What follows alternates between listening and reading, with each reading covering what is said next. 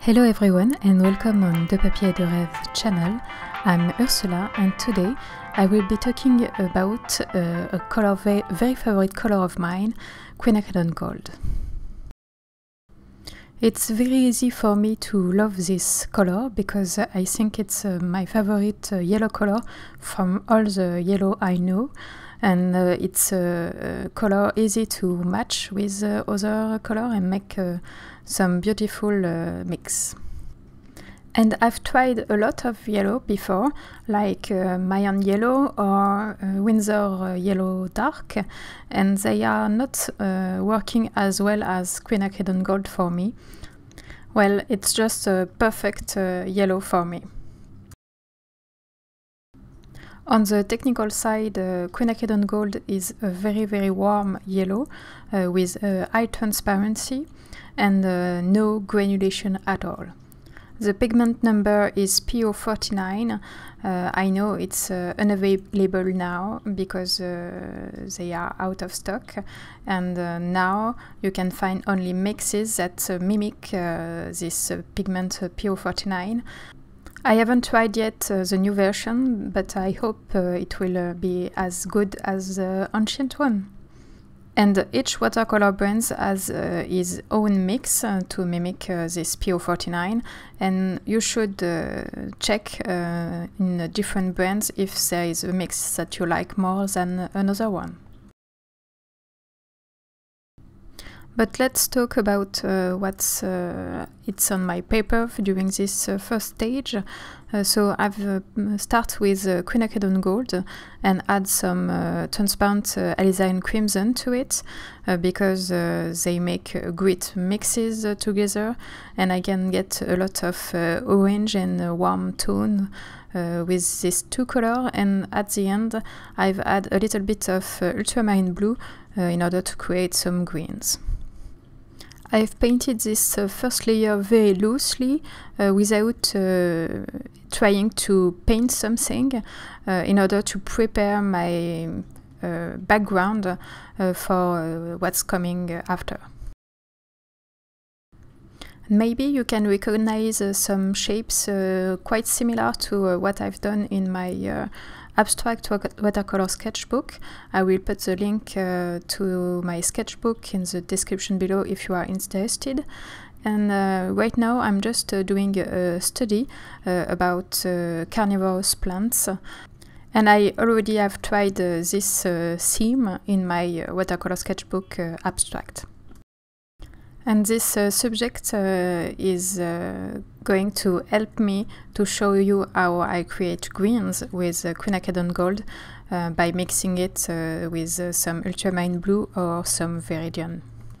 And you will be able to see that Quinacridone Gold add some light and very cold tint to everything it touches. Quinacridone Gold and ultramarine blue are two warm colors, so they mix very well and very easily.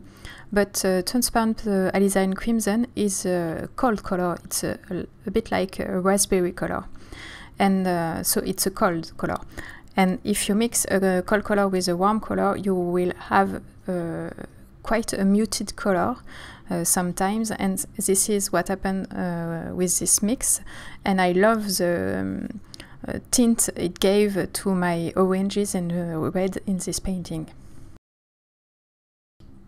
And like I said before, I also add a little bit of Viridian in my greens in order to get a cold tones here and get a lot more variety in my greens than if I were using just two colors.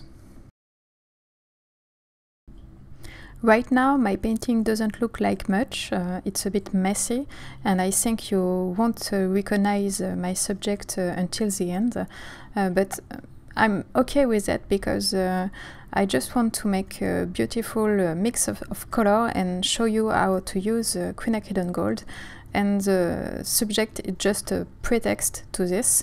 So if it's a bit lacking of details or anything like that, I don't care. Right now I'm adding some darker color, which is a mix of ultramarine blue, permanent alizarine crimson, and a tiny bit of Quinacridone Gold in order to tone down the violet hue I can get with just ultramarine blue and transparent alizarine crimson. Once again, during this painting I'm using just 4 colors and I can get very dark color by choosing wisely my colors, and it's all by playing with complementary that you can get very dark color. So Quinacridone Gold is the complementary color to my mix of ultramarine blue and permanent alizarine crimson.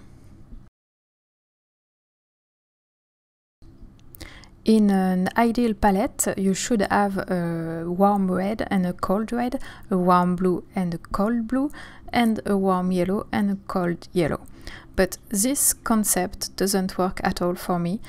I haven't found right now cold yellows that are interesting for me, and I'm always attracted to use a warm yellow, and especially Quinacridone Gold. And before knowing about Quinacridone Gold, I did have a hard time to find a good yellow. For me, they are quite too opaque all the time, even if they are marked as very transparent on the package. I find them always too opaque for my taste. And that's the case for the Mayan yellow and the Winsor yellow deep I was talking about at the beginning of this video. And now I'm adding a little bit of texture in the background with the help of a natural sponge. It's an effect I'm not using enough. It's a great effect to make some trees, for example. And it adds a little bit of texture and interest in my background without doing too much. And it's also easy to add a little bit of depth by adding some darker color in your mix, or some more red or more yellow to it. For a better effect, it's good to wet the sponge before. If not, it will absorb all the color on your palette and you won't get a lot of it on your paper. And once it's wet, you just take the color on your palette and sponge it slightly and very softly on your paper, and that's it. It's a texture very easy to do.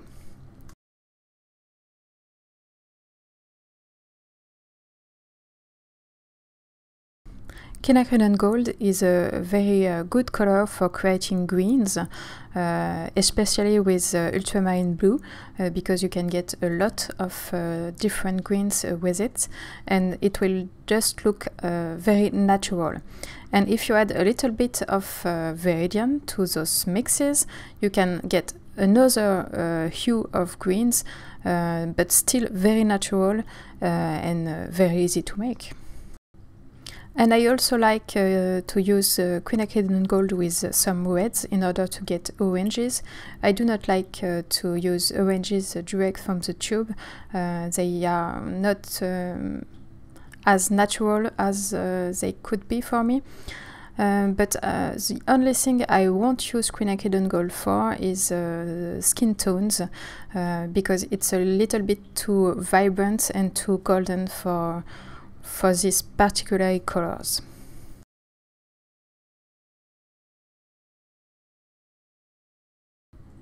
And now let's talk about supplies. For the brushes, I've used a Raphaël Petit Gris 803 No. 2 and a silver brush black velvet 1/4 inch in a dagger shape. And for the color, I've used ultramarine blue,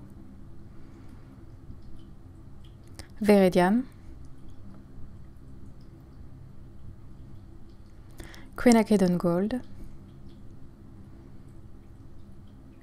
and permanent alizarine crimson. And I also add a little bit of calligraphy ink in white for some details at the end. And my paper is from Arches in rough. And now I'm adding some highlight to the plants. I'm adding like little tooths so that you can recognize the plant I'm painting. And in order to get a more natural color, I'm tinting a little bit my white ink with some greens. To conclude this video, Quinacridone Gold is here to stay in my palette. It's for me the perfect yellow to create greens with it.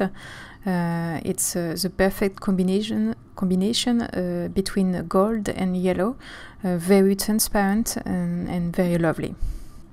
I've tried during some months to not paint with it, but I finally added it to my palette because I can't paint without Quinacridone Gold. It's the perfect color for flowers and nature and landscape for me. But I haven't tried every yellow I could find, and I'm very keen to try Aussie Red Gold and Nickel Azo Yellow, both of them from Daniel Smith.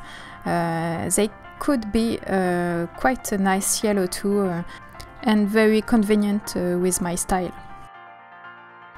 And this video is now ending. Thanks for watching. I hope you like it.